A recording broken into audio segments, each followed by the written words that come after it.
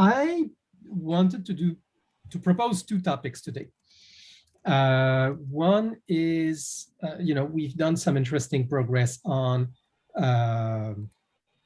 the model that we've been evolving in the short-term, the bottom-up, and I'd like to compare with my old top-down, though my new top-down looks very different, but I still want to compare them.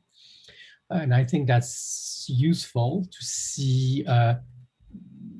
I'm happy with what's happening with the bottom-up process right now, but I want to revisit and compare, and what insights did I have that are not captured, and should they be captured, and vice versa. I'm especially curious about a notion we have not yet reached in the bottom-up, which is the comparisons. How do we treat comparison? Like the classic example Tim introduced of economic will have, the lockdown will have more economic consequences than health consequences. That's really something I'm curious about capturing. And the other thing I'd like to introduce, and we won't do it all, but and I'm a bit curious what people are most interested in, is the relation between explicit and implicit arguments. If I say doing this is a bad idea, why? Well, because I think it would lead to that. It's implicit, it's not said until questioned, and it's not contained. Unlike, though I think the question of, there's also implicit arguments such as, well, I'm supposing this. I didn't state it, but I have this presupposition, this precondition to that argument. Or, so that's another kind of implicit, or dog whistles are another kind of implicit. And I'm curious at attempting to model that more explicitly. How do we model this link between? And what I had, that's my mail.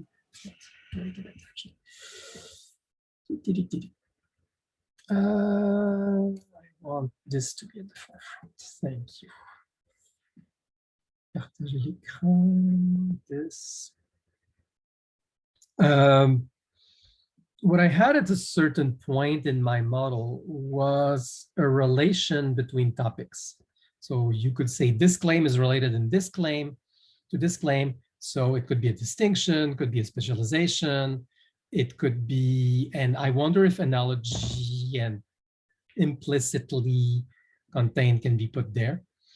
Do we want to model this? I do, but it's obviously, it's not obvious because it's contextual, but that's another story. And certainly the idea of having so do we have topic relations which are not composition of claims? Is that something we want to discuss or not? But certainly, I think it's something on the radar. The other thing I had when I did composite claims, I had something which was variable unification. Why? Because I'm thinking, and this is definitely something I want to talk about, is if we're thinking entities and predicates, then predicates have variable, and how is, when we composing claim, when do we say we're talking about the same thing in this claim and that claim or not? If I say, the table is blue, the table is metal, the table is metal and blue, am I speaking about the same table? Now it sounds obvious if I put them together. If I say the table is blue, the piece of furniture is in metal, oh, the piece of furniture is the table. Okay, well, I need to be explicit about that, or is not. It may be a distinct thing. So when we do composition, we have to be explicit about entity relations, I think. That's definitely, I don't know if that's something you see as a need, something I see as a need. So I'm introducing many topics here, and as I said, we won't do them all, but the question of relation between topics, I think, is important. The question of entities, I think, is important, and we've kind of punted that. And the question of, and I'm basing myself on this comparison to rediscuss this, the idea that the compound claim allows specific composition formula and a kind of abstract syntax tree, I think is a good intuition. I'm happy with it, except it will mean that there will be renormalization operations sometimes.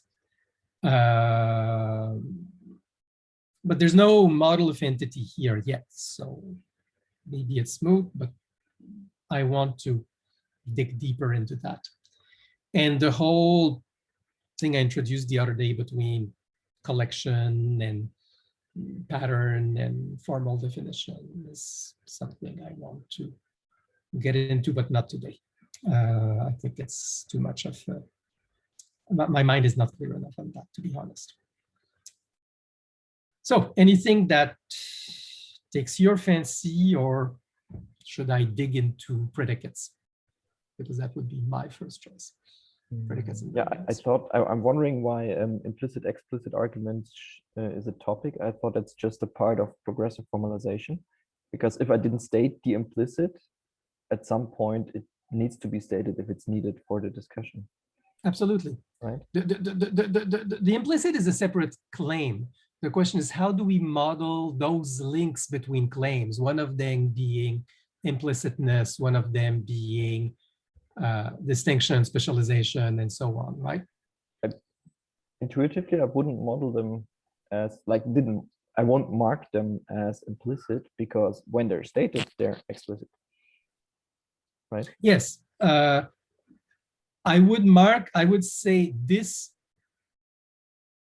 what I do want to mark is when people hear this claim, they often think of that claim, because I think that's important in terms of, again, identifying dog whistles, which for me is a stated goal. Identifying, as we said, another case of implicit is implicit presupposition. Oh, you're assuming that. May not be true. So implicit presuppositions are often, and saying this claim is often stated as if it were true in general, but actually there's this implicit presupposition that's often left implicit, but it's there. and that relationship between the claim where the implicit preposition were left implicit and the ones where they've been made explicit, I want that to be explicitly modeled, saying, do you actually mean to imply this as your presupposition when you're making that claim? It's important to think about the distinction here, whether we're talking about contextualized claims or not. Absolutely. I mean, if you're talking about contextualized claims, yeah, sure, you can think like, oh, maybe the original context or person, whoever said it, was implying that, but then the final authority on that is the actual person in the context or whatever. But are you also arguing, because you're talking about a bit of both now, are you also arguing that we need to like, oh, when this claim is stated, a lot of people would, and then it's a matter of whether or not there's agreement that a statement is commonly assumed to be implicit when another one is stated? Yes, I'm saying precisely. It's true that the notion of implicit claims takes its meaning from the contextualized situation, but I'm saying it does carry over to the decontextualized situation, because it is important, I think, when looking at the canonical debate or the canonical claims, to say, be aware that this claim, let's first take presuppositions, which I think are less controversial. But even if you have both contextualized claims and the decontextualized ones, isn't it a simple matter of like checking in all the places where the claims used in context, like which ones are often not stated? Then by mere effect of calculation, meaning you don't have to model it, you can calculate it. Like you see where all the places this decontextualized claim is being used. Oh, in our decontextualized model, we also have these other premises that coincide with them, which could be implicit or not. Then in all of the use of the contextualized claims, you can see are they used there or not. And you can basically calculate what you're trying to model, as opposed to modeling it and then you can disagree yet again with that model or not. I see what you're saying. Interesting, but it's still, it does not take away the need to model the implicit relationship, at least in the contextual case. My tendency. But who models that? One second. What I'm saying is, if there's a view where you're only looking at decontextualized claims, now you went back to, oh, suppose you have both. Okay, cool, that's possible. But I'm saying, if you're in a limited view, in the sense of database view, where you're only looking at decontextualized claims, I'm making the point that it's still useful to have that relationship in that view. Now, your point that maybe it will only be materialized in the contextualized view, that's a perfectly fine point, and I have no objection to that. But it has to be accessible in the decontextualized view. I think it's valuable even in the purely decontextualized. What I was highlighting was more what Felix said. Something being implicit means that it's not modeled, it's implicit. Like once you model it, it's made explicit. So you can infer potential implicit things by comparing common explicitly made claims against each other in different contexts. But I mean, if you're going to model implicit, then you're going to model something on behalf of the actual context, on behalf of a person, and you're going to say, hey, maybe you're making this implicit statement. Yeah, I agree totally that, again, I'm not doing strong AI. I don't expect to find, oh, here's the implicit claim by text analysis. So that's clear. And I think what you're saying is, we'll only know that there's an implicit statement because somebody identified it explicitly. That is true. That's absolutely true.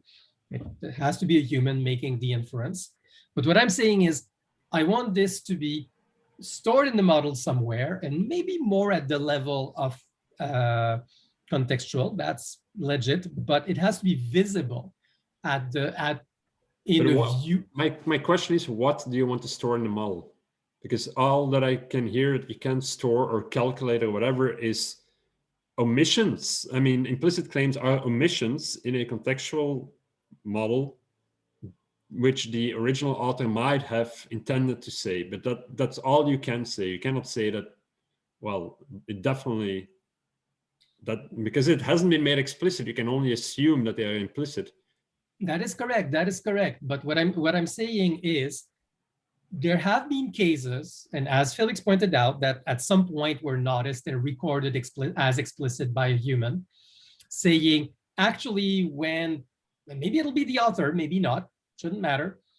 When I heard this claim, I actually understand this claim making some prerequisite premise explicit, because otherwise it fails, right? And I propose that anybody who makes this claim should consider instead stating this fuller version with explicit premises, with implicit premises made explicit, which is a distinct claim. But this claim doesn't stand on its own, but it can be replaced by this other claim with this extra premise, extra explicit premise. But it is often made in the simplified form because people, are lazy when they speak, and we don't have time to give all the implicit premise when they seem obvious. So this is the form that is often given with implicit premises, which should be understood as meaning this explicit version. Okay, so there's this two separate claims, and when I say implicit, there should be a link between both. There should be something in the model that says it is common when hearing the short version to understand the long version. It's been done. It's sometimes the author themselves said, yes, that is what I meant. I just spoke fast, or I didn't think it was this needed stating. But it was implicit in what I said that, yes, I was also presupposing this precondition. But that means the next time you meet the claim in the decontextualized context, you don't have access to context, but you see the claim in a decontextualized, there should be some way in this data structure that you can know, oh, by the way, this claim was often found to be implicitly meaning this other distinct claim, which is a fuller form. That's so what I I'm think proposing. maybe the question about whether this is necessary boils down to, isn't that a claim? And by being a claim, is it modeled given the current model, right? So there's a couple ways to phrase or examples of what you're saying, because one claim is the sentence blah, blah, blah can be interpreted as meaning something else, right? That's a claim. So do we need a special structure for a sentence and a claim refers to sentence? That's a question. Another way is this is a meta claim, and yeah, absolutely. Yeah. Another way is if it's referring to a claim, this other claim, in which case it's a claim referring to a claim, this other claim is actually or is equivalent to this claim with more explicit premises. So it would be an equivalence type claim relating to claims, for example. Yeah, it's not a strict equivalence in this case, but it's distinct from a strict equivalence, but it is right. Yeah, but it is a kind of equivalence. Yeah, it's a fuzzy equivalence. Yeah, it's more like the claim would be claim B is a more explicit version or complete version of claim A. Yeah, and I agree totally with that. My topic relation was a subclass of claim. It is a claim. Now, can it be modeled here? I'm not convinced. I mean, yes, of course, it could just be a claim, but then we don't have the explicit relation to the claims being compared. But what is the purpose of the explicit relation? Because my understanding from your objective is people just want to highlight that fact sometimes. Yes. And then you don't need any sort of automation, which means perhaps just using the claim itself is sufficient. Because whether or not that claim that one is a more specific version or more explicit version of the other is debatable, and the debate itself and that claim itself is what you need to highlight this fact, right? That's absolutely true, and I agree totally with that. But I think there is still a quote unquote more immediate need, is that when you're on one of the claims on either side of the relation, right? Whether the full form or the truncated, let's call it the truncated form,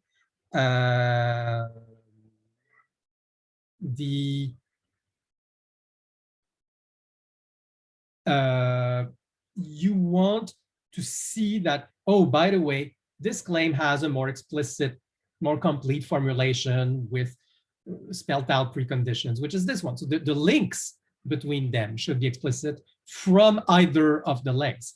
That means the meta claim needs to have a relationship to the claims. And we don't have a way to do this in the model as it currently exists, because we don't have meta claims.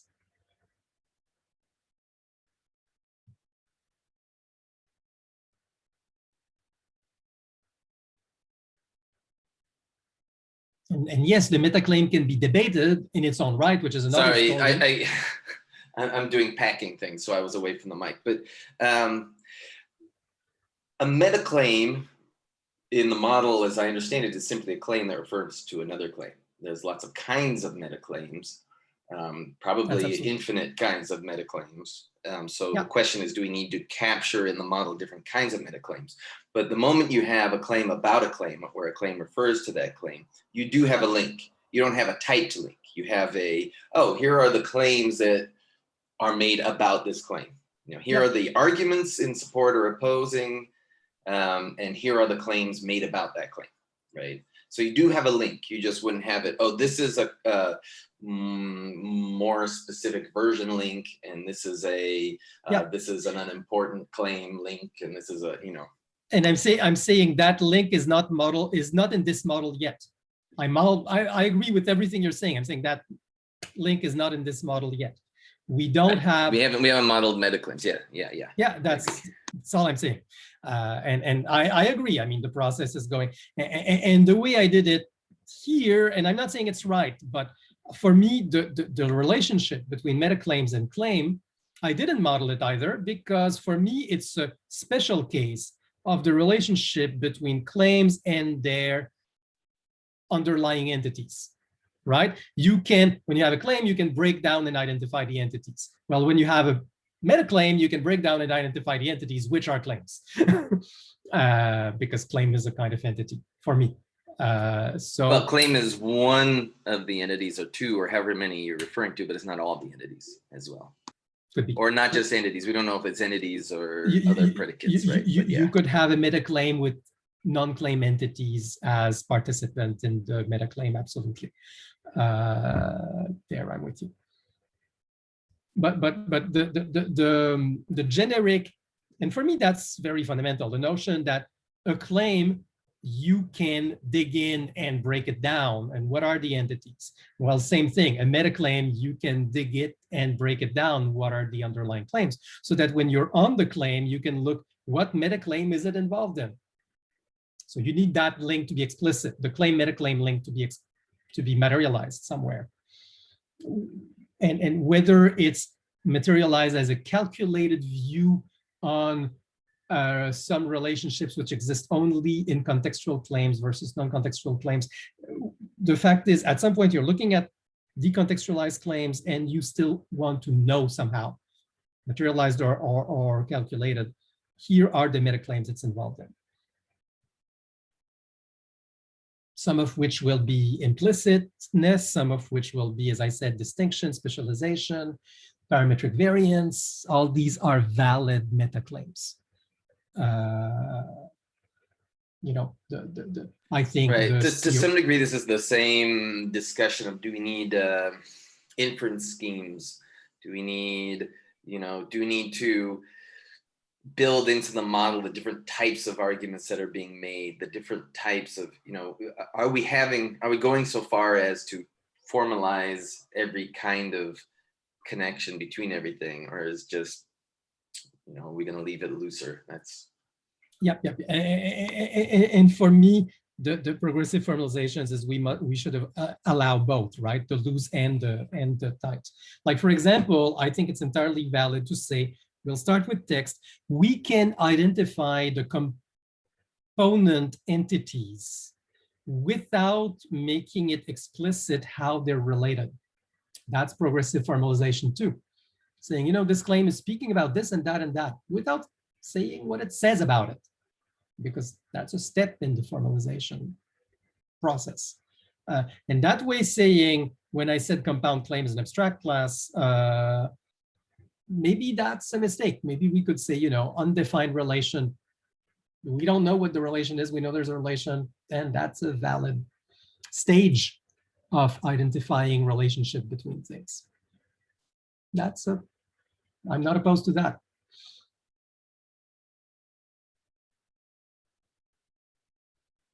Is compound claim a subclass of relations between claims? I don't know. It's entirely possible. In which case, I have a relation schema, and among relation schemas, I'll have a subclass, which is the claim propositional formula with conjunction and disjunction explicit. That's possible. So way to isomorphic to what we have right now, right? Yeah. It's just going deeper, but yes, I agree. It's about saying compound claim is a subclass of topic relation in this. So I'm taking this and making it a subclass of that, which I think makes a lot of sense. And there's this unification, which I said is missing here. Actually, to be honest, it should be there anyway. So I should put it in topic relation. In topic relation, I had it as binary for no good reason. That's a mistake. That's something I'll actually correct now. It should be an array and allow roles and actors in good topic map fashion. So it's a frame, right? It's a topic frame. It's an association in topic map terms, and it's a frame in FrameNet terms. You're familiar with FrameNet? No. That's what we're talking about. FrameNet is no. There's FrameNet is a Berkeley thing. It's very much, it comes from linguistics, and it's about documentation, FrameNet data, frame index. They did a classification of relationships between concepts. So it's an ontology of relationships. So there's some, that's a bit surprising. That's more a category, but you have things such as, okay, arranging. What's arranging? Well, this is what's an arranging, and these are the roles in the arranging operation. So it's a classification of activities and roles. And what they tried to do is to do the linguistic, like in linguistics, you have, subject, object, but you start with subject, object, which are grammatical categories, and you try to interpret them as roles such as agent, patient, tool, goal. These are kind of action scheme fundamental roles which can be found across a huge diversity of actions. And so they're trying to find what are these agent, configuration, theme, circumstance. These are they have these kinds of fundamental roles, and then they try to find how they can take any fundamental action and say, well, this action can be defined as, here's the okay, it's an offense, and what's an offense, and so you have, so they have this vocabulary, pretty extensive, but they're taking real life concepts, and can we look at this concept as here are the roles that actors play in this concept. Did they create this by hand? It's a huge ontology. It's an ontology. Yeah, there's a data representation of it.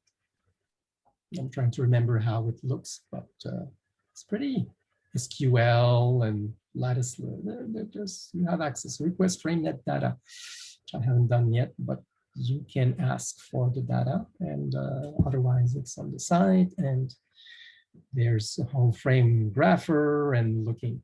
There's a lot there. It's very inspiring, actually. Okay, why did we talk about this? What was the reference to? Because the question is, are we redoing this work? Are we, is it necessary for us to model all the frames? I think not, actually. That's, but I think that, for example, understanding, I am understanding the notion of frames, that is something which has roles, and maybe even a catalog of roles could be relevant. And I said, when topic relation, I'm making it binary, what nonsense, and it should be, each entity should be labeled with roles and blah, blah, blah.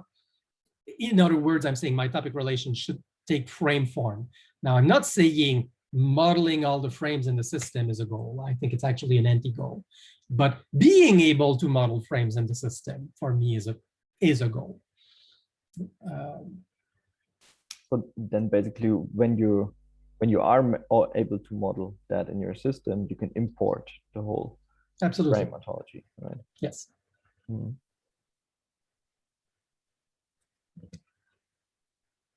Because what I'm saying is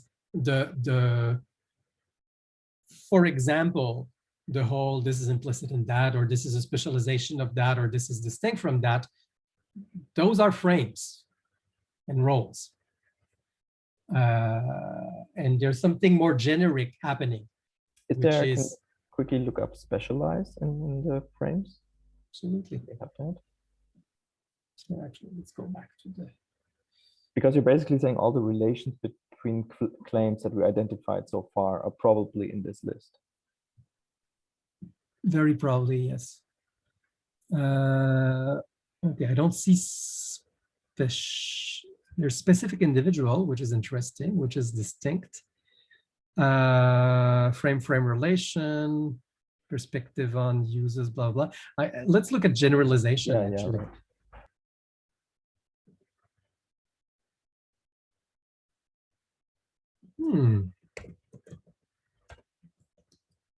Nope. That's interesting. Inherits, subframe. I think they're probably using specific vocabulary, such as, let's look if it's in. You know, subframe is a technical thing.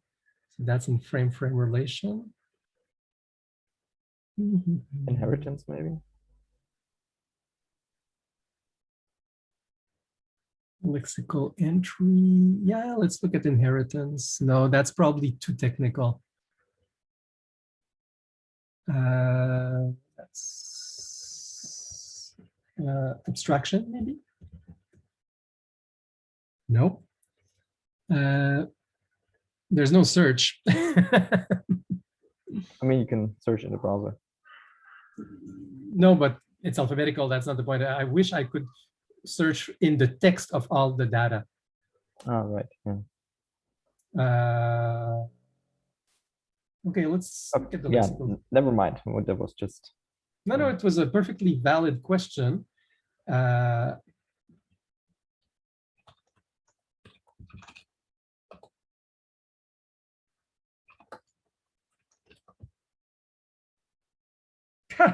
As in theft? No.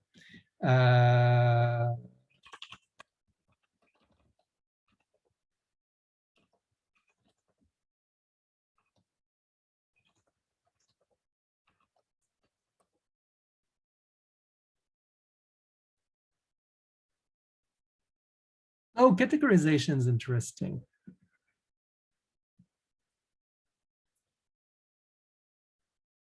Criteria, category, cognizer, stereotyped.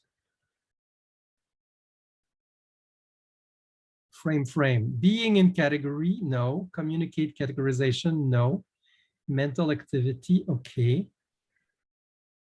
That's interesting. We have categorization, which I agree is a fundamental frame, but I don't see subcategories. Let's look at subcategories.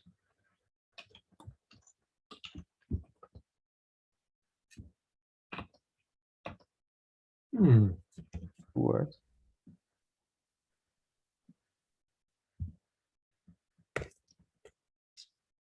Being in category, categorization, communicate categorization. What's in being in category? Just curious.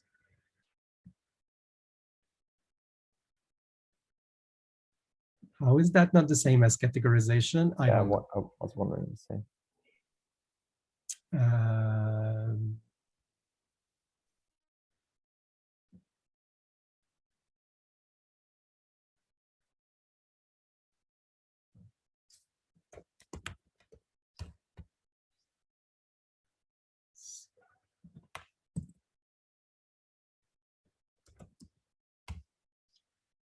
Let's look at, I'm just curious, this is a different question. Supporting. Okay, that's more concrete. They're supporting and opposing. Oh, let's look at proof.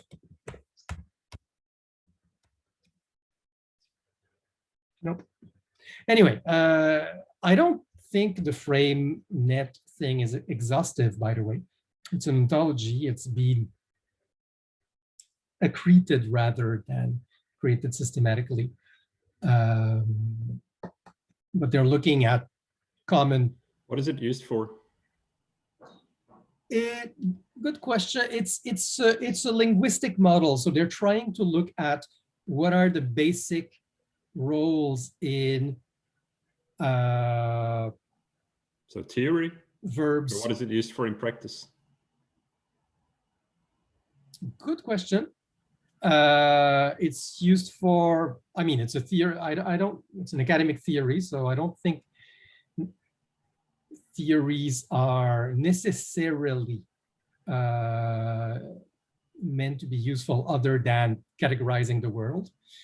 But I do think that it's about linguistic analysis, and they're looking at translation, like they're looking at multilingual FrameNet. I think automatic translation is one of the goals, saying this verb follows this frame, and when we have the equivalent verb in the other language, it's something I've Isn't that what they abandoned, like, and now do with machine learning instead, because all of these formalized language models failed utterly, or at least were easily outperformed by machine learning algorithms? That's absolutely correct. I would say, on the other hand, I think it's also failed because it's a matter of volume, right? Here you need somebody who thinks to do the work, and that means you need a lot of people and resources, and which machine learning could automate the huge amount of work with less people. I would argue language is so it's huge, tricky. It's rich. You can't just formalize language that easily. I agree totally. The language is not formal logic. On the other hand, this is about identifying the concepts behind the words, and yeah, there's not one concept behind one words. Concepts and words are in are in many-to-many relationship. I've said that often, but this is about saying, okay, what are key salient concepts and what do they look like at the other end of this many-to-many relationship? What's the pivot look like? And the thing about AI is it is good at making a translation, but it's not good at explaining why or learning from its, or if there's a mistake, you're left with nothing. The symbolic fails more, but when it fails, at least it has a partial explanation to give you for what it's worth. That's been my experience in working on natural language processing and grammar models. Often you have something of value in the partial trees, even if you cannot make the full complete tree. Mm. But I mean, just to highlight again, I understand all of this is relevant if you're doing NLP stuff, but when not doing NLP stuff, I mean, I agree. I still fail to see the relevance in terms of argument modeling. What I'm saying is there is the fact that certain claims are in relationships for me is worth modeling. I think some of these things will be worth modeling. Saying this is a specialization of something else, I think that's worth modeling. Saying this is a more explicit version of another claim, for me, that's worth modeling. And I'll make a case by case. I agree, modeling everything is out of scope, but modeling some things is in scope, and how to model it, ideally with a generic structure that allows to grow. Okay, well, we'll add this and we'll add that as need arises. And if we can have a generic structure, so it's easy to add new relationships between claims and entities, great. And it turns out that this is what their generic relationship would look like. I agree, importing FrameNet is out of scope. On the other hand, I do claim specialization is in scope. Variance, quantity, parameterized variants are in scope. I'll make the cases one by one. Implicit, explicit premise is in scope, I think. Dog whistles are in scope, I would argue. And I'll argue for each of them separately if need be. If your argument is we can't model everything, I agree. No, my argument is we need to keep the use case inside. Like, no, I'm proposing. Why do you want to model it? I'm proposing a bunch of separate use cases here. There's a use case for modeling generalization. There's a use case for modeling parameterized variant. Each of these are separate use cases. I agree totally. And the question right now is just if it makes sense to generalize this notion of relationship, right? Yes, yes. And I think this is the way to generalize the notion of relationship, or at least a way. But what's the reason for generalizing the notion of relationship? because the list of useful relationship is probably not closed. The ones that are germane to our generic goal, I mean, we can identify, you know, I've named a few. I don't think it's a closed list. I think we'll add some as we go along. Yeah, but that, okay.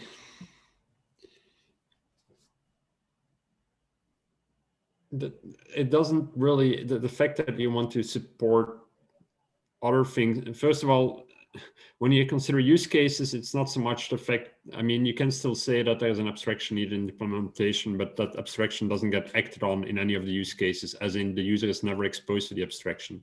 Correct.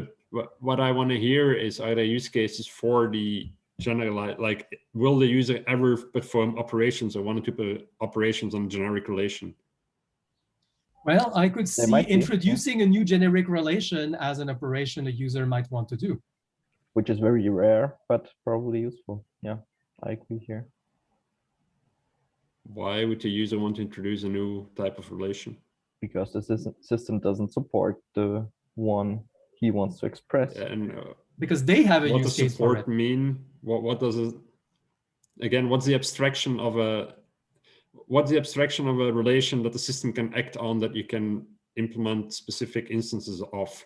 Like, how is the argument model going to change depending on different relations? Well, if we have a generalized system, the argument model shouldn't have to change. That's the whole point of a generic implementation.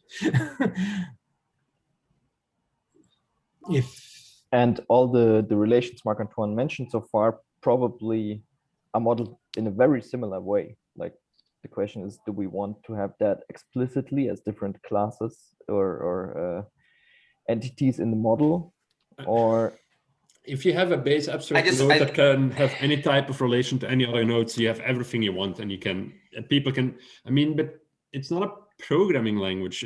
We're trying to create a useful model for argument modeling. Like, at some point, there's a limit to the need for extensibility.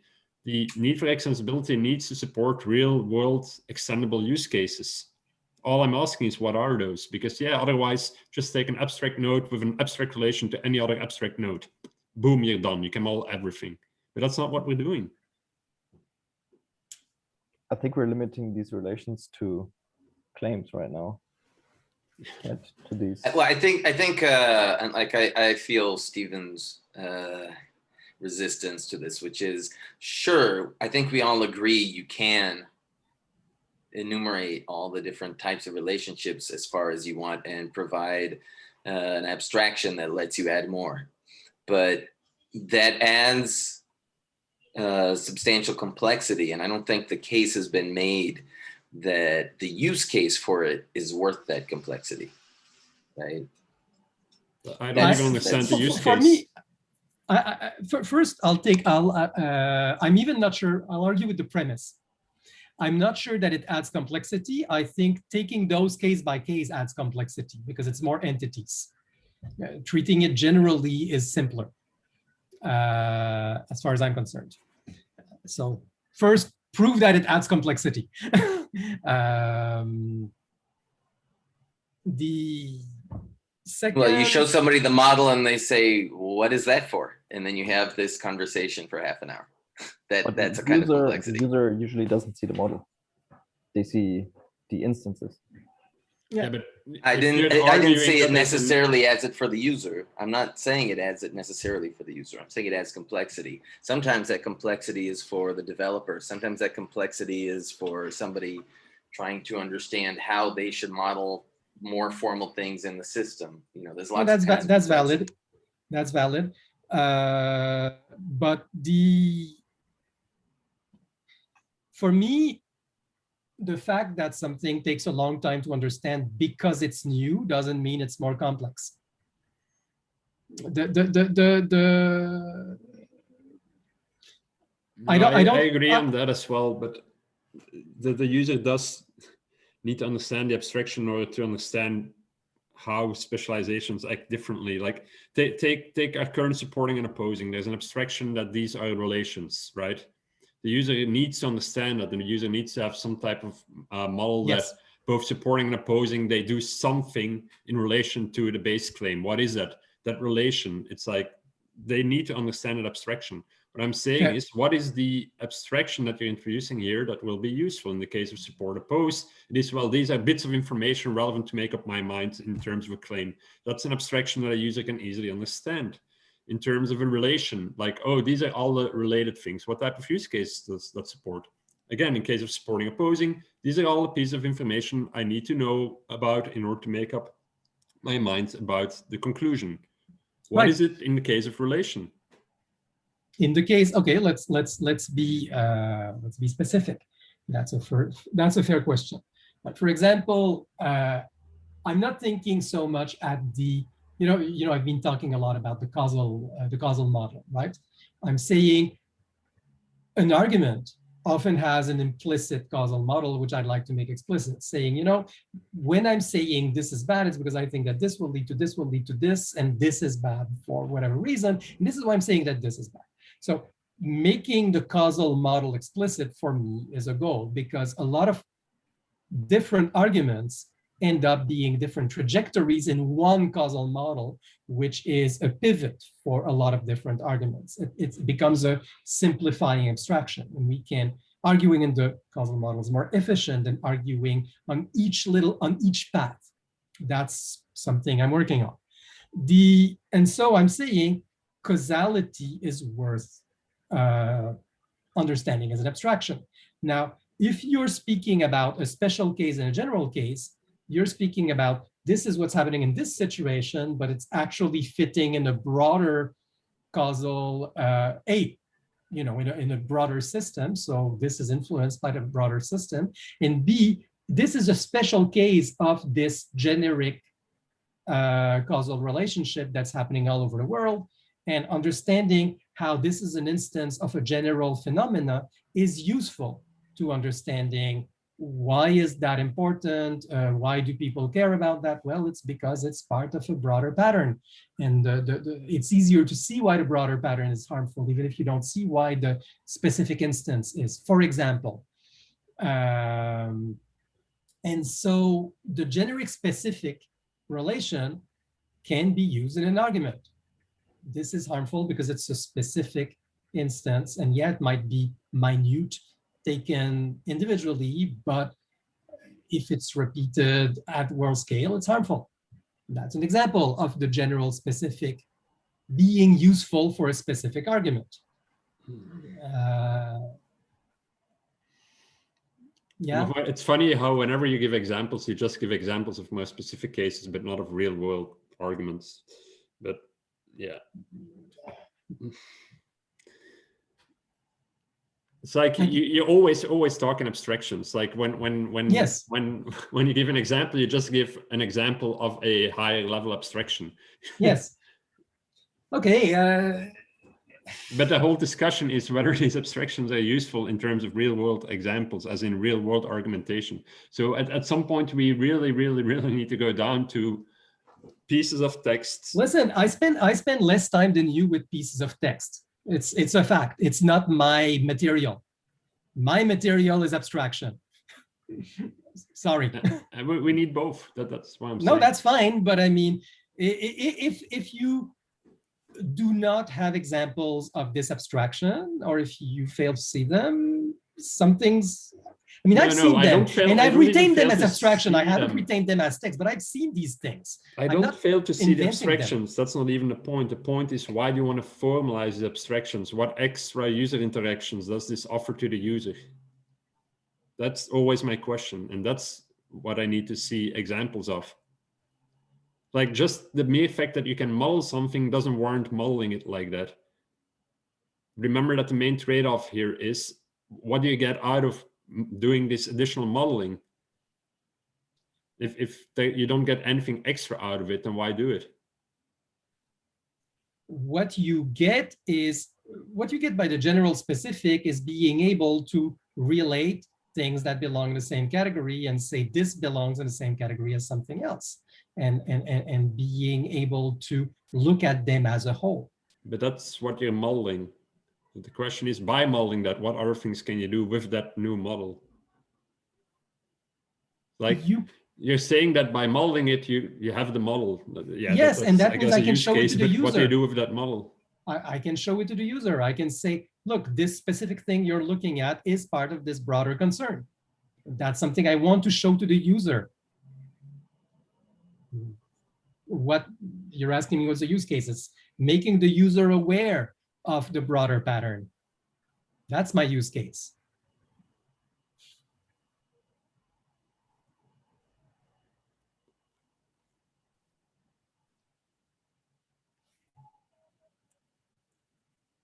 Okay, this was an example for general specific, right?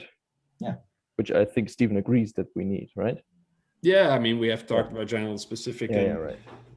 So, but the question is like, do we need to generalize relations, right? I'd go as far and say that's probably an implementation thing, depending on how you implement. If you do explicit things and say, okay, only the developer can add stuff to the model, or the user can add stuff to the model, new relations. That's, I think, an implementation choice, but still in both cases, it's possible. It's just like more difficult in the developer case because you need to touch the code. And in the other case, the user can do it. So I don't think we need to agree here on one side or the other. Both have their, both can coexist in a way. But the only common thing about the abstraction is that two things are related. So the only use case UX-wise you can do is have a list of all the ones. If you don't know the specialized case, you can do anything more. So you can have any claim and you can show a list of all the other somehow related claims. The specializations are not supported, right? The common abstraction of a relation is merely that it's a relation. So it's merely this related to all the other ones. The specializations, you cannot make extendable about it people if it has nothing more to operate on, right? Okay, I would, for example, expect to be able to show filtered views of these are the relation types that this claim or entity is involved in. Which ones do you want to see? Here's a list of all types and how many of each are there, and let's see which ones you want to see. And being able to add relation to as a label or a name, and then you can filter. Yeah. Yeah.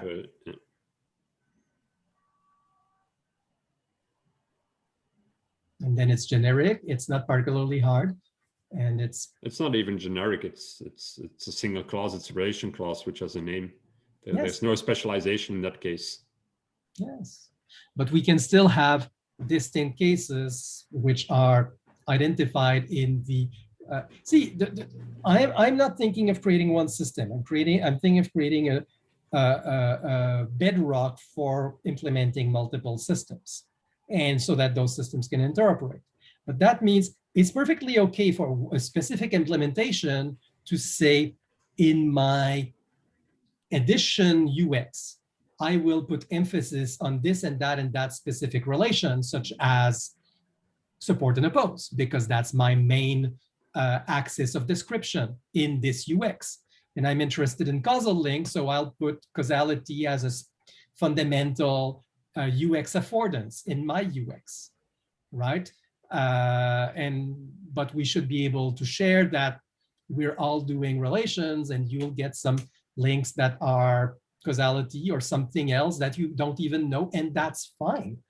But so you should be able to display things that you don't give necessarily affordances to edit, because you have a focus in your UX, which is valid, which focuses on support oppose as the main relation type, and somebody else is creating causal graphs mostly as the main relation type. And how do those interact? Well, they do not, right? I think that's a bit my point. If you're doing an argument, and my point is, when somebody makes an argument that has an inherent causal model, I want to be able to show the relationship. I want to be able to model the relationship between the argument and the underlying causal model, and how this argument is a specific path, depends on a specific path in the causal graph, so that I can look also at the causal graph and look at what arguments are being made about that link in the causal graph, and why do we believe this, and blah, blah, all the epistemic layer I was talking about. For me, making those things related is core goal. And the individual applications that use that communicate through your system, Marc-Antoine, can treat different relations as privileged, or of course, and so on.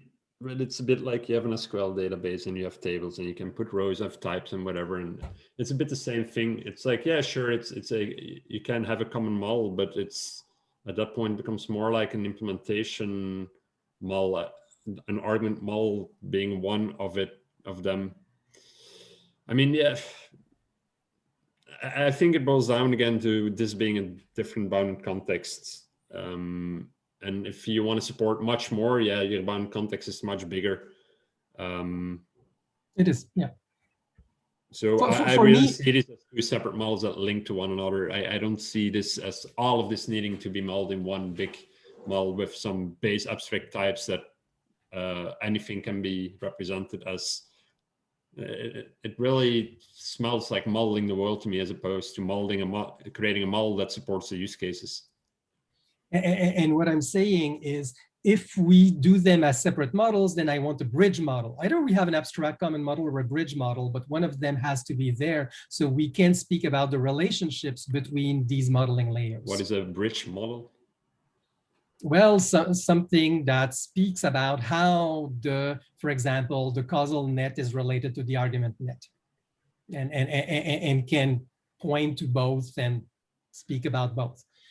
As an argument, as this, as that. A mapping, basically. A mapping, yeah. I think it's easier to do an abstraction than a bridge, because again, the list of models we may want to bridge is not closed. But the reason for bridging is, yeah. The reason for bridging is being able to reason about other models, yeah, or have the reasoning be backed by those models. Exactly, but it's that application, use case, bound context, whatever, that decides to do that does the bridging, and it decides how to do the bridging. But okay.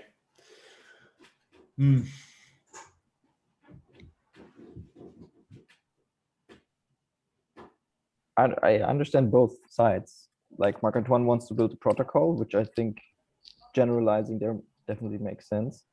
And for the bound context for argumentation itself, like the canonical debate or your Socrates, then you probably want to have specific instances of relations like specialization and what else do we have? Marc-Antoine listed a few, and have these as different entities in the model. Yeah, it's more of a knowledge database versus an argument model. And I'm certain you can store arguments in a knowledge database, but we're not modeling a knowledge database. I mean, I'm certain, yes, in an argument model could be stored in a knowledge database, but that doesn't make, it's the same way that an argument model can be stored in an SQL database or in a graph database. And yes, it might make perfect sense to have a specialized knowledge database that knows how to treat with all of these base abstractions, which are common operations whenever you do knowledge modeling, as argument modeling is, but it doesn't make the model that you store therein be a knowledge model. It just means you store it as. I see what you're saying. No, I want a bit more than that. And you're right, that would be, it's like, okay, that becomes just an implementation consideration. But no, I want the knowledge database to be such that the arguments, the links between the argument lens, if you will, and the other knowledge lens is explicit. Like, yeah. I want, when I'm making a causal graph, it can, the causal graph relations have a bearing on the argument relations, and that needs to be there, and vice versa. So that way it's not just, oh, it's it's a universal modeling language, which could be SQL, which could be UML, which could be whatever, in which I happen to do, on the one hand, arguments and the other causality, because what's the point of that? And there I agree with you. I'm saying, no, how can I say this argument refers to an underlying causal model, and these causal relation, if we actually argue about the causal relation at, say, the epistemic layer, it has an impact on the argument that was using this, right? And that's not quite reasoning, but having the link between them be explicit, so that we can see, okay, when does that, at least a kind of change propagation, of course, it won't be saying the argument is now right or wrong because of this, because that's kind of more into modeling, truth modeling than I want, but saying, you know, we change our causal model, so maybe we need to revisit, see if that argument that was based on it still makes sense. At least a kind of invalidation flag saying, well, we were based on this and not sure anymore. Or something new happened there. You may want to revisit. And so the making very explicit links between how does one depend on the other. And I say causality, I say epistemology, making those links explicit. And how to do that? Yes, I think that a frame language, which is, you know, topic mapping and so on, is a kind of good abstraction layer so that we can draw those links. But drawing those links is the point.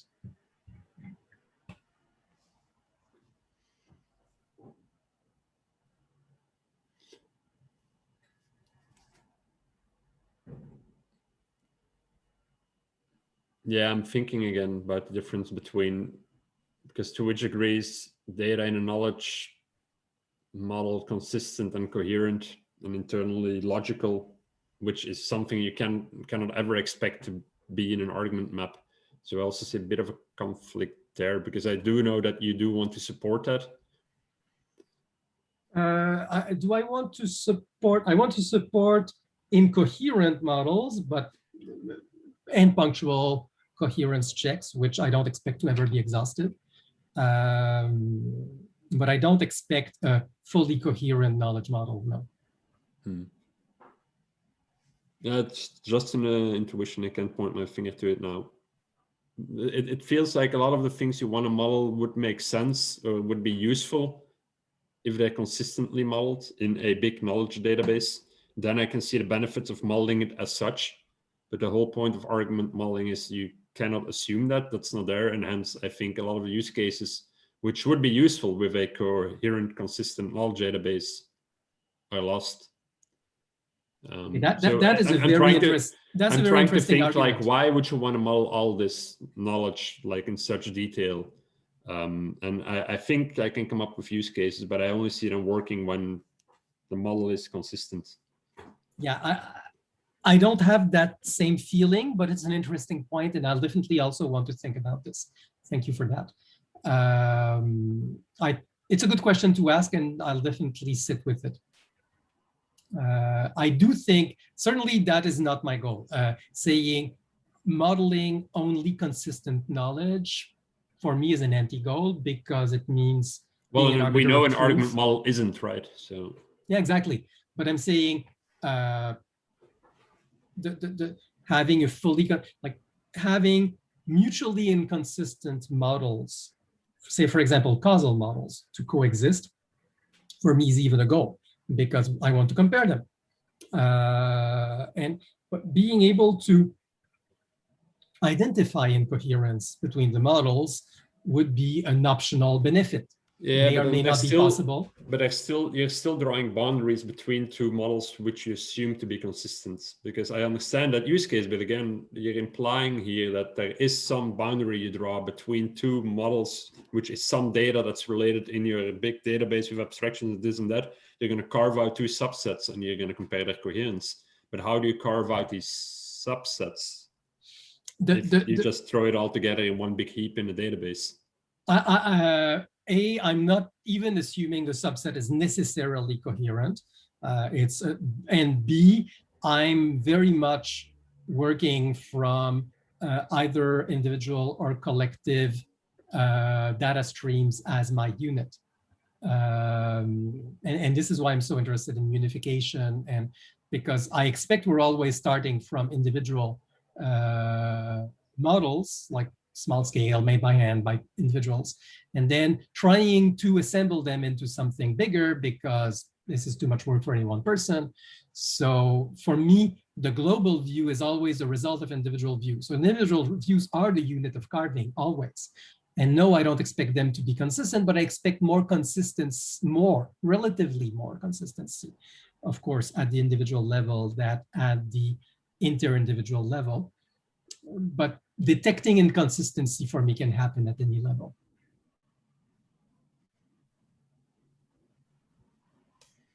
One question for you, Marc-Antoine. Why not making the model simpler and more generic by making it a pure topic or concept map and having that as your data structure and not having all this argument related stuff in it? It's always been clear to me that I would use topic maps and concept graphs and all this. And for me, that's never even been in question. And I've never, it's never been an idea that I would not use this. That said, even if this is my basis, I want to model the arguments using that. And that way, the conversations we're having about what do arguments look like, whether we model them using that or not, it's relevant to see, okay, what is the inner structure of an argument? And how would I express it using topic maps and or conceptual graphs, right? Because it's true that I do expect a UX that is, the users will expect to interact at the argument level sometimes and at the causal graph sometimes. So that means there has to be an idea of what those look like as conceptual, user level conceptual units, whether or not, however they're implemented using the data layer. And there, Stephen is right. It could be SQL, it could be something else. On the other hand, since I'm interested in having those worlds interact, it means I need both models and how they have a common substrate so that they can interact in that common substrate. Well, I don't know. Well, yeah, yes, I know. I think my question is still, why does it have to be a common substrate? And I think this has come up that's a valid question. I think it's simpler to have a common substrate than to do bridges without a common substrate. That's a point I made, but this one I agree, I may have to support that more. And the argument I gave was, I don't think it's a closed list. And doing the bridges, and anyway, there's no question that I'll have to think about the modeling of the bridges between the causal network and the argument network explicitly. And as it's not a causal list, a closed list, I'll also have to think explicitly about, because the UX affordances will have to take specific bridges into account. Because for a user will think in terms of arguments and causal models and how they interact. So that has to be modeled as such. But I do think that having to do this bridging in, like if I have, say, a data language, like a substrate for the argument mapping and a substrate for the causal mapping and a substrate for the bridge and a substrate for the epistemological level and a substrate for this and that and the other. And then I have to worry about interacting between the substrates on top of interacting between the modeling prisms, then my brain will explode. If I can have a common substrate as an assumption, then it's easier for me to think about how I can build the bridges between the modeling layers with, I don't know. Yeah, I guess we disagree there.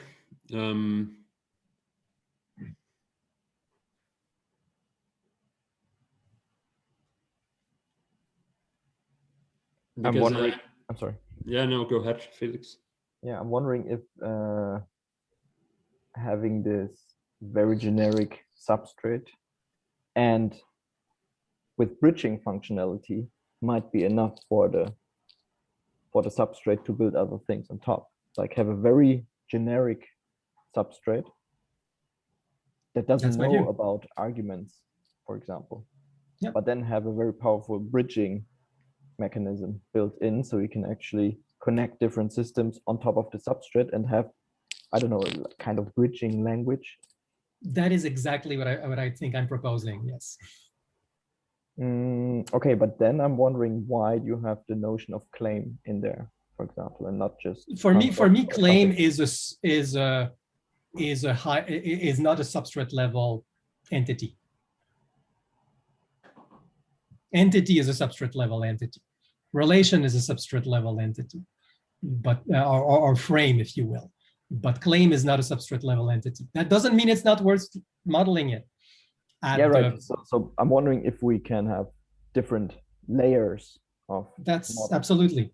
Because having them in the same model is sometimes confusing, and then that's why we have. And that was Stephen's claim at a certain point, and I finally saw the point that yes, these makes the diagram confusing, and it took me a while to see that, but I agree.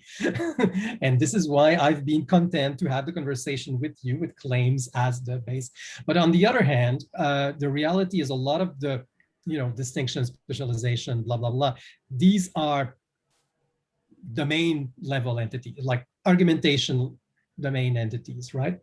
But a lot of the relation saying, well, the proper, I'm doing UML, I'm not using frames. If I could have all this as frames and have us agree on frames as a basis for the modeling, it would be easier for me. But I can do frames in UML and kind of fudge it. And I'm saying at times it's useful to have the base level, the notion of topic / entity. It's, and I'm cheating because sometimes I mean entity as a general class and sometimes I mean it as non-claim entities. And the intuitive notion of entity is closer to non-claim entities or non-claim topics.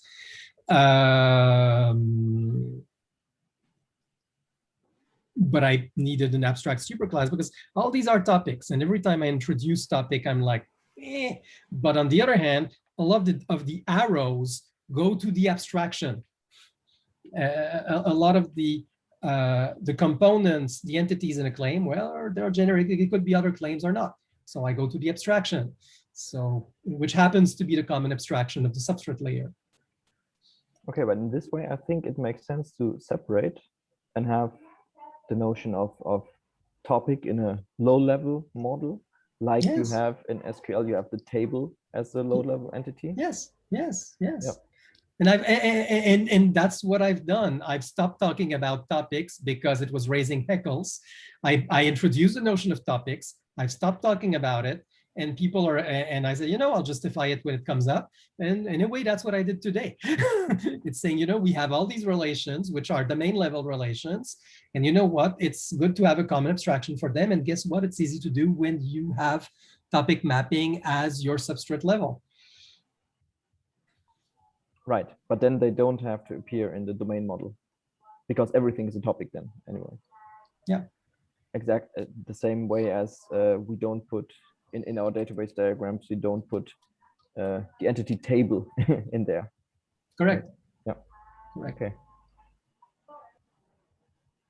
But it's been my implicit, all this will be done with topics and frames and everything at some point, right? But on the other hand, doing this at the argumentation closed domain is relevant and useful and worth doing.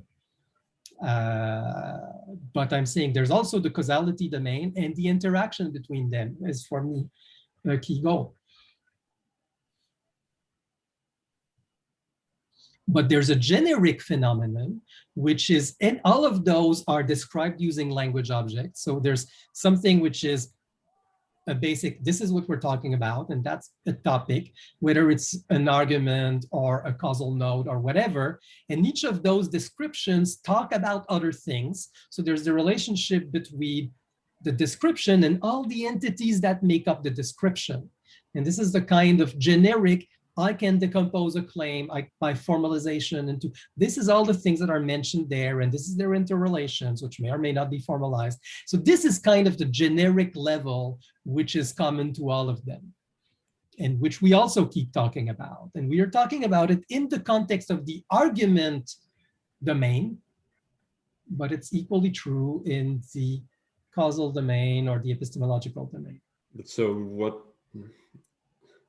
So which common interactions, if not, well, I guess you mentioned a couple of times to look at it as a substrate, like I would almost equate it to like a database technology.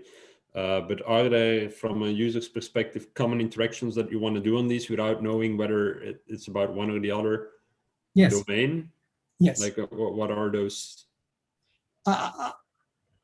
That's when everything I said about this is first the composition, right? Like this topic is defined, and the definition is related to other topics. What are the topics that are used to understand this topic?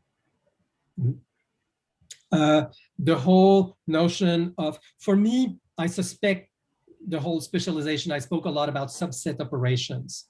For me, that is kind of higher level. It's at the substrate level. The notion of parameter unification, that's probably at the substrate level. I'm discussing it in the argument context, but for me, that's probably more generic than argument level. The notion of, even the notion of distinction, distinction, specialization, I suspect are broader than argument level. Support, would you ever want to treat both specialization on an entity level or on a argument level without knowing which one you're looking at? Yeah.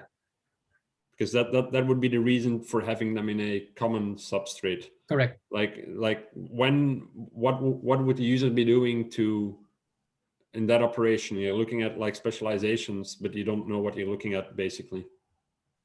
Yeah, that's exactly what I'm saying. I'm saying specializing, like saying this is a more general form or more specialized form of that, like the class instance relationship. Like this is a case of that pattern. This follows that pattern.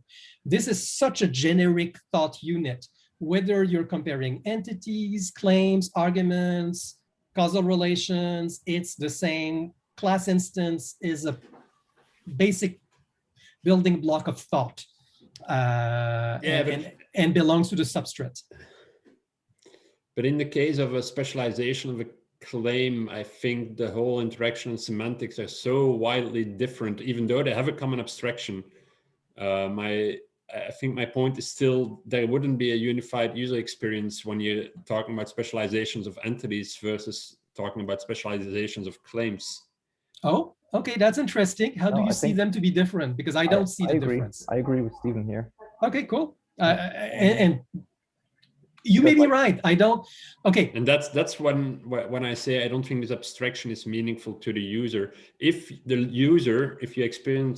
you envision some user interaction where you want to treat them commonly, that's a really strong argument to say they should reside in a common substrate. Just because there's an abstraction and they're similar might indeed mean that you can use a common database layer to model it, etc. You might share an implementation model. I'm not against that, but we're talking about domain models here, like interaction models, like we're trying to model argumentation. So if I can envision use cases where you would treat these to this abstraction, because I agree there's an abstraction, I understand that. But how does that result in the UI? Like, what can I do now that I know this abstraction? Like, I don't care whether we're looking at specialization of a claim or an entity. What use case am I trying to do here? And my point is that for me, at the implementation level, I would even start at least with the same exact UI in both cases. Now, maybe you think, oh, there's something essentially different that needs to be reflected in the UI, in which case I'm curious. I don't see it. Maybe you do. And I'm curious. But I'm saying as a first approximation, using the same UI for me would be perfectly acceptable. And because again, this is not a closed list. So saying I'll have a common implementation that will be the default, and then we say, oh, in this case, there's this extra thing worth doing, so we'll specialize the UI. But we have a default UI for the general case, for me, remains relevant. Like, and when I say the user might introduce a new type of relation, and then they'd have the generic abstraction specialization UI for this thing they've introduced, because no UX has been designed against this new abstraction that the user has introduced. This new concept, this new specialization of the abstraction that the user has introduced. So I'd have a generic one. Now, again, I am curious, what is the difference, the fundamental UX differential treatment you'd want to give to, for example, specializing a claim versus specializing an entity? Tell me. I did say before that entities probably should be claims after all. So for me, they would both be claims. Okay, let's take a different example, like specialization. No. But this is interesting because you're going towards having a common abstraction. No, I'm going towards not you're specializing having it both entity. ways here. I'm going towards not specializing entity, basically. No, but entity as a part of a claim, right? When I'm saying the table is blue. I do believe in composite claims, but if you look at entities as claims, like definitions as claims, I've no problem with that, except the way, if you're saying entities are claims, then that becomes the substrate, right? And everything I said about entity. What do you mean that becomes the substrate? That becomes the top of the hierarchy. That becomes the common abstract class to everything. Yeah, right? yeah, and I'm very much thinking that argument modeling, that you don't need to go beyond claims if you want to maintain flexibility and the same user interaction across all claims. Okay, and they only need to learn one abstraction, which is one reason for not introducing specializations, because each specialization where you want to have more specific user interactions requires. I have a question for you. Yeah. If I say the table is blue, the negation is the table is not blue. If the table is a claim, what is the negation of the table? A definition. So a table would be a definition claim that is being used as context within the table is blue. So that it would say something along the lines of, if this is needed, I mean, in practice that probably wouldn't happen, but you could have like the table is blue claim. Well, that wouldn't be allowed because D is indexical, but the table would be simply, a table is a piece of furniture or a piece of furniture used to support stuff. That would be the claim. And that's the context of the table is blue. And here again, you can then, so it's nothing more than a claim. Yeah, my objection to that is, again, indexicality. This is the definition you proposed is true of all tables, and not all tables are blue. No, but I wouldn't allow, that's why I started out by saying I wouldn't allow a claim table is blue, because it's indexical. So D is not allowed in claims. We should be. Let's take the Socrates example. I think it's a bit more, because talking about individuals, I think, needs to be allowed. I hope you'll allow that. Or Socrates table. What? Socrates table. If you want to say the table, let's make it concrete, right? The table in Marc-Antoine's bedroom. Yeah, right? Exactly. And then it's not indexical. It's abstractly indexical. Well, there could be two there. What? There could be two tables there, but yeah, okay, yeah. Let's say the table in Marc-Antoine's bedroom. And let's say we know which Marc-Antoine Parent we're talking about, because there's many. And we have to be precise and give my whatever date of birth, something. But so yeah, that would support the use case of arguing for and against that. That's my point. No, but again, what is the negation of this particular specific table in my bedroom at that date? But at this point, you don't need to. No. But I mean, sorry, I'm saying this because negation is a base element in claim. I'm saying when you're saying all entities are claims, that means they have a meaningful negation. No, I'm saying you don't have to model the entity. That's why I'm distinguishing claim and entity, because and I'm not doing it. I should have negation here now. Well, I had it here, but for me, this logical variant only applied to claims. It didn't apply to entities in general, because non-claim, for me, So there's a distinction between claims which are negatable and entities which are not. And I think want to erase that distinction. Yeah, misunderstanding here. Stephen, go. First of all, in a claim like that, I wouldn't mull it. If you want to mull it, I would mull it as context. Definitions are one type of context, but context is also very often things you're talking about. In this case, I would mull the table in Marc-Antoine's bedroom as there is a table in Marc-Antoine's bedroom. That is the claim. That becomes context, and then you can argue. And I'm saying there's a distinction between the claim there's a table in Marc-Antoine's bedroom and mentioning it in another claim, such as that table happens to be blue. Those two claims are different claims. A, I hope you'll agree with that. And B, they have something in common, and that thing is a thing. And you're saying everything's a claim, so that means that is a claim. And I'm saying, what's that claim? What is it? What is the claimhood of that thing they have in common? I don't think there is one. I think that what they have in common is look not at it from a a use cases. You're asking me about a negation. I'm telling you, if you want to make, if the use case is you want to discuss whether or not the table in Marc-Antoine's bedroom is blue, first of all, give me a use case why that isn't clear enough. Why does that entity need to be mulled? I'm telling you, if you want to mull it, then you can add a claim to this claim, which defines the context as there is a table in Marc-Antoine's bedroom.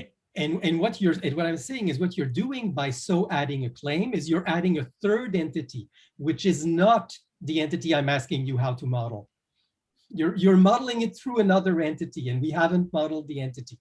The claim, I see no reason to model the entity because it's an argument model. Why do you want to model the entity in this point? So that I can look at all the claims that talk about this entity. Yeah, all the claims that talk about this entity are there is a table in Marc-Antoine's bedroom. Everyone that finds that a relevant context to discuss can use that claim as context. Like all the claims that as context rely on the fact that there is a table in Marc-Antoine's bedroom, you can find all of these. So you're equating the entity with an existence claim. And what if the table doesn't exist? That's the negation. Does that matter? There is no table in Marc-Antoine's bedroom is a negation of there is a table in Marc-Antoine's bedroom. Yeah. The use case you say, like, I'm interested in all of these, is exactly that. There's nothing more than claim relations. Mm. So yeah, I do look at claims as, and I'm trying to push it, but in order to have specializations, you need very good use cases to back that up, because each specialization you add adds to the complexity of UX, adds to the complexity of curation, disagreement, etc. That is absolutely true. But I do think such examples can perfectly be found. I'm not saying I agree it has to be taken seriously, because it can be done too easily and too casually. There you're right, because I agree it does add complexity. But okay, I see your point. It is possible to do a kind of equivalent class where the entity is treated as a claim. I personally think it confuses the issue. And I'll think more about why it confuses the issue. But in principle, you're right. We can equate the entity with its existence claim. And then what happens when it doesn't exist? What's the relationship between the existence? But people can agree and disagree about the existence claim. That's a thing. So context of claims is something you need to assume to be true if you're willing to meaningfully discuss support and opposition against the claim that uses that context. Like that's the same as with definitions. It's the same as with if you disagree on any of the context of a claim, you disagree that, then you move the discussion exactly to the claim, to the existence claim. That if that's what you disagree on, that's where you move the discussion to. No, but what I would probably want to do in many cases is not, for example, I may not disagree it exists, but I disagree that it follows the characteristics you have, or it doesn't belong to the class. That's not a table, that's a stool.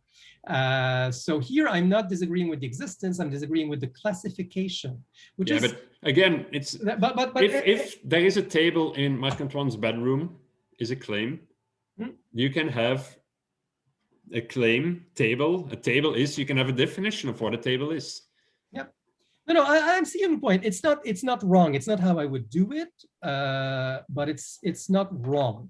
I was trying to say, I think there's a fundamental difference between negatable claims and the entities behind those claims. And you're making the point that unique existence claim is a one-to-one relationship with the thing talked about. And so we could treat them as equivalent. And so they're equivalent to something which is negatable, so we can treat them as negatable. Okay, true. Is that making things clearer to understand or harder to understand? I argue the later, but it's not a strong argument. I think it makes things more obscure, personally. But that's not, I cannot say that it's wrong. It's logically equivalent. Fair enough. The main reason to do it like that, to be honest, is to keep things open for discussion and disagreement. So you reuse the same basic claim mechanics, the same specialization mechanics that I put in place. So all you need is claims. And if you disagree with there is the table, if you disagree with that a table is this, if you find there is a table in Marc-Antoine's bedroom to be too ambiguous, because what type of table do you mean? Then you can specialize on that existence claim to more specific existence claims with more specific definitions of tables, etc. So it's all about moving the discussion, the disagreement into more focused areas. And what bothers me, and that I'm fine with, by the way, but what bothers me is that if I'm equating the table with the claim, there is this table in Marc-Antoine's bedroom, then, oh no, the table's not in the bedroom, it's in the kitchen. But that's irrelevant to the discussion. No, but one second. Is it, I may be saying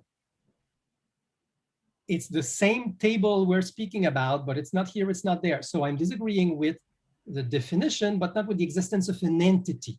So there is a table we're both speaking about, but it could be defined this way or that way. And if I'm equating the entity with a definition, we're again in this one-to-one. It's not a definition, it's context in this case. Yeah, well, how is that not a definition? Sorry. Well, both are claims. I treat them the same way, but it's in the interpretation. And definition is more about saying a table is blah, blah, blah, and context is... Again, what I'm saying is there's an equivalence class for many possible claims about the entity, and what is common to that is the entity. What I'm saying is, and then we need to model the equivalence relation between those different claims that speak about the same entity. Can you give two claims in the context of this table discussion that talk about the same entity? Oh, sure. You want to model? I'm just trying to understand sure. what they would look like in an actual argument graph. Yeah. The table in Marc-Antoine's bedroom and the table in Marc-Antoine's house. Suppose there's only one. There's two distinct claims. They're distinct. They're not speaking about the same reference. And yet they speak about the same entity. Yeah. So what you want to do is... And I'm saying that there's an equivalence relation between the underlying entity of those two claims, which are distinct. Again, I understand that. I understand that's the way things are, but I'm trying to understand the use case. So you have two arguments about, one is the table in Marc-Antoine's house is blue. The other one is the table in Marc-Antoine's bedroom has 4 legs. Yeah. Then what? Like, why do you want to model the equivalence between these two as one entity instance? Like what's happening here? What are we trying to do? It allows me to look at those claims as a family and relate them to one another and compare them, which I cannot do if I don't have a way to relate them. So okay, in an argument model, I would say at some point there's going to be a level of detail.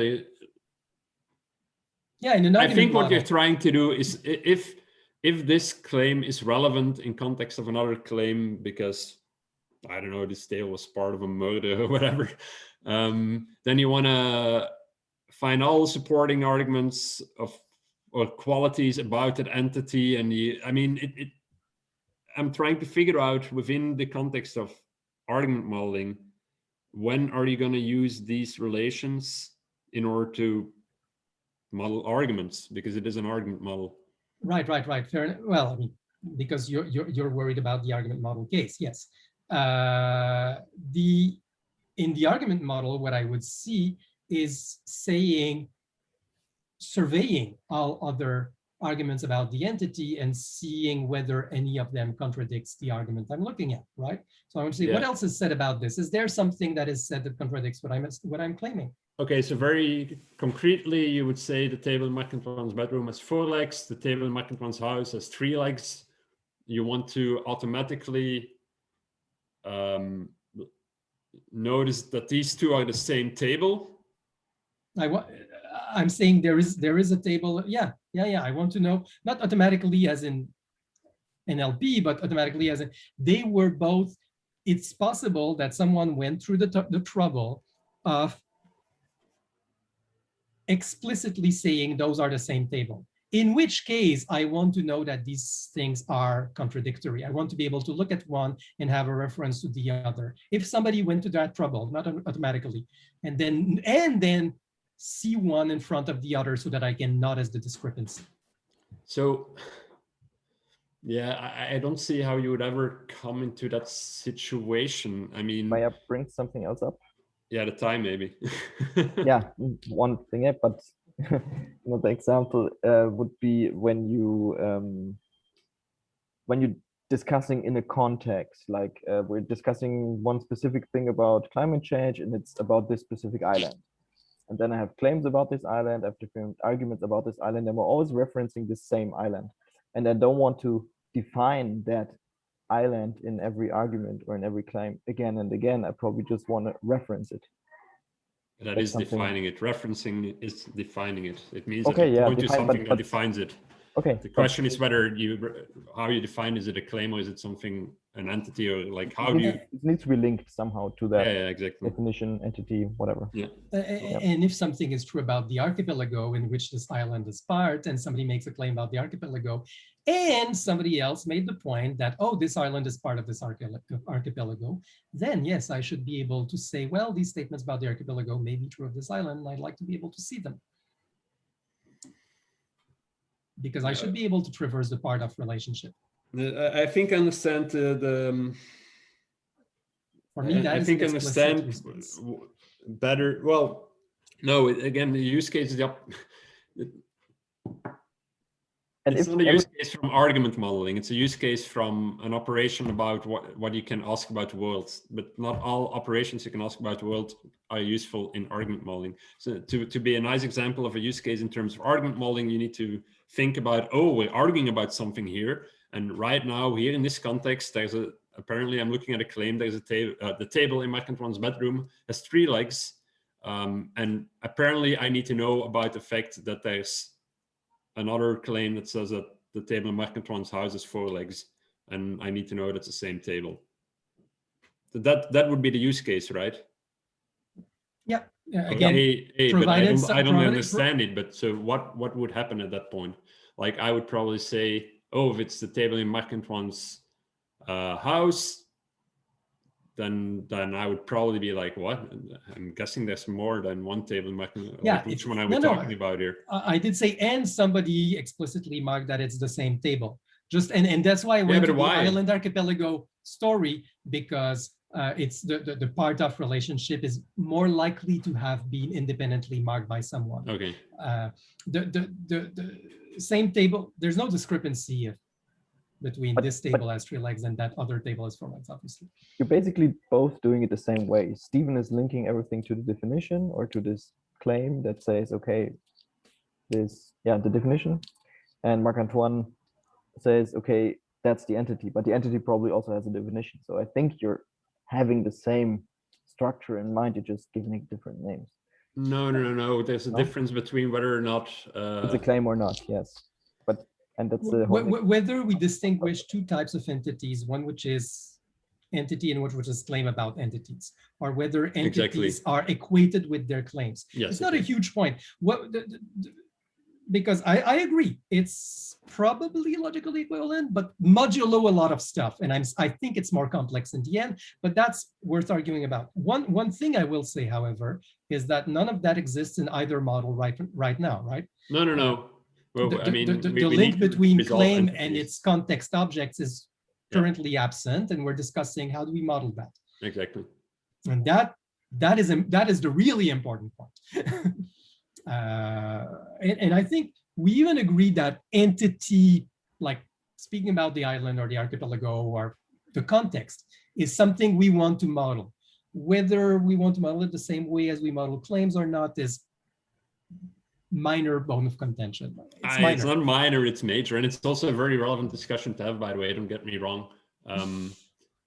But I'm just missing, I really have a hard time envisioning any reasons for it to have to be anything different, as in a new specialization or abstraction needs to be introduced to the user than claims. But and what I'm saying is there's the equivalence class operation on claims is not the same as the equivalence class operation on entities. That's but I don't know why you need to do the equivalence operation. Well, I gave you examples. The archipelago example, I think, is a good one. You're saying something is true about the island, somebody else said something is true about the archipelago, and somebody else said this island is part of this archipelago. You want to know there's a contradiction between what you said about the island and what someone else said about the archipelago, given the part-of relationship.